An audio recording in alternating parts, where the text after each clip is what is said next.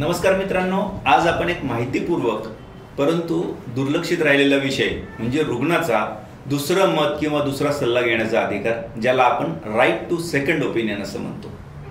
बघा, परिस्थिती अशी निर्माण होते बऱ्याचदा की आता समजा मी डॉक्टर आहे, माझा एक मित्र मला फोन करतो आणि सांगतो की माझ्या वडिलांची तब्येत जी आहे ती खालावलेली आहे आणि त्यामुळे आम्ही रुग्णालयामध्ये आलेलो आहे.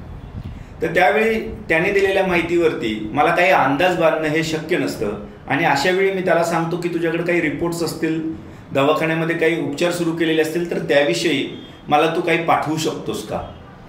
त्यावर ज्यावेळी माझ्या मित्राने रुग्णालयाला मागणी केली की मला सदरचे रिपोर्ट्स किंवा जे काही उपचार सुरू केलेले आहे याबद्दल माहिती पाहिजे आहे किंवा त्याचे फोटोग्राफ्स किंवा प्रत्यक्ष रिपोर्ट्स हे मला हवे आहेत आणि जे मला माझ्या मित्राच्या सल्ल्यासाठी पाठवायचे आहेत, तर अशा वेळी रुग्णालय बऱ्याचदा त्याला नकार देत असल्याचं किंवा असे फोटो घेण्यापासून किंवा रिपोर्ट्स देण्यापासून त्यांना प्रतिबंधित करत असल्यापासून आपल्या निदर्शनास येतं.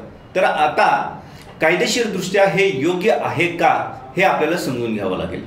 बघा, चार्टर ऑफ पेशंट्स राईट म्हणजे ज्याला आपण रुग्ण हक्क संहिता म्हणतो, त्यामध्ये रुग्णाला दुसरं मत घेण्याचा म्हणजे सेकंड ओपिनियन घेण्याचा अधिकार जो आहे त्या ठिकाणी प्राप्त आहे.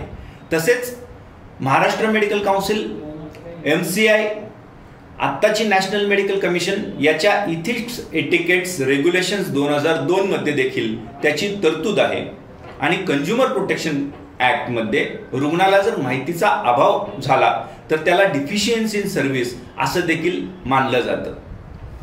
रुग्णाचा मूलभूत हक्क आहे आणि त्या हक्कामध्ये आर्टिकल 21 कॉन्स्टिट्यूशन प्रमाणे त्याला हा अधिकार प्राप्त आहे की संपूर्ण माहिती त्याला जी आहे ती शेअर केली पाहिजे डॉक्टरांनी आणि ती माहिती त्याने इतर डॉक्टरांना दाखवून त्या संदर्भात सल्ला घेण्याचा त्याला जो आहे तो अधिकार प्राप्त केलेला असतो. सल्ला घेतला म्हणजे डॉक्टरांवरती अविश्वास आहे, चुकीचे उपचार करतात का हा गैरसमज आहे किंवा काही शंका कुशंका किंवा उपचाराबाबत काही त्यांच्या मनामध्ये भीती आहे, याबाबत आपल्या मनामध्ये प्रश्न निर्माण होऊ शकतात. तथापि रुग्णांनी हे समजून घ्यायचं आहे की एखादा डॉक्टर त्याच्या क्लिनिकल जजमेंट प्रमाणे, क्लिनिकल असेसमेंट प्रमाणे त्याला दिसलेले जे काही साइन्स सिम्पटम्स आहेत, लक्षणं आहेत, त्या अनुषंगाने केलेल्या तपासण्या याच्या अनुषंगाने उपचार सुरू करत असतात. एखाद्या दुसऱ्या डॉक्टरचं मत घेणं हा आपला अधिकार जरी असला तरी तो अधिकार आपल्याला विचारपूर्वक वापरावा लागेल, कारण प्रत्यक्ष तपासणी केल्याशिवाय कोणताही डॉक्टर त्याच्यावरती ठोस निर्णय देऊ शकत नाही. डॉक्टरांनी हे समजून घेतलं पाहिजे की एखादा रुग्ण जर आपल्याकडे सेकंड ओपिनियनची मागणी करतोय तर तुम्ही त्याला तो अधिकार द्या. तो आपल्याकडे कागदपत्र मागतोय, रिपोर्ट्स मागतोय, ती कागदपत्र त्याला तात्काळ उपलब्ध करून द्या, जेणेकरून रुग्णाच्या मनात कोणताही गैरसमज निर्माण होणार नाही, विश्वासार्हता कायम राहील, त्यामुळे कोणताही कन्फ्युजन होणार नाही.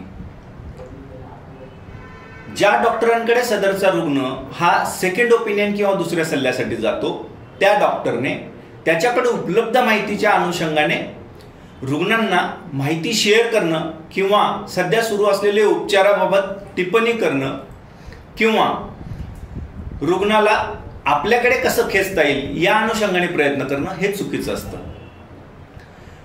ज्या तज्ज्ञ डॉक्टरकडे सेकंड ओपिनियनसाठी रुग्ण गेलेला आहे त्या तज्ज्ञ डॉक्टरनी लिखित स्वरूपामध्ये त्याचे जे काही फाइंडिंग्स आहेत, निष्कर्ष आहेत, काही तपासण्या सजेस्ट केलेल्या असतील किंवा उपचारामध्ये काही बदल सजेस्ट केले असतील तर ते लेखी स्वरूपामध्ये आपल्याकडे ज्या डॉक्टरांनी सेकंड ओपिनियनसाठी पाठवलेलं आहे त्यांना कन्वे करणं हे आवश्यक असतं.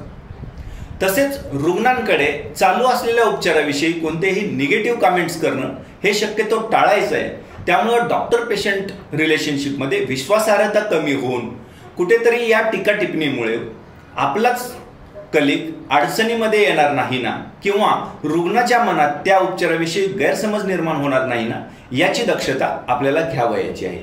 तर निष्कर्ष असा आहे की रुग्णाला सेकंड ओपिनियन म्हणजे दुसरा सल्ला घेण्याचा पूर्ण अधिकार प्राप्त आहे. तो अधिकार charter of patients rights, Maharashtra medical काउन्सिलचे रूल्स, एटिकेट्स, रेग्युलेशन्स याच्यामध्ये आहे. Maharashtra nursing home registration act म्हणजे पूर्वीचा बॉम्बे नर्सिंग ऍक्ट यामध्ये देखील रुग्ण हक्क संहितेची विशेष तरतूद जी आहे ती 11Q मध्ये करण्यात आलेली आहे. त्या व्यतिरिक्त रुग्णाला कंझ्युमर प्रोटेक्शन ऍक्ट आणि संविधान हे सगळे अधिकार प्रदान करत असतो. माहिती आवडल्यास नक्की लाईक करा, शेअर करा, सबस्क्राईब करा. जय शिवराय, जय महाराष्ट्र.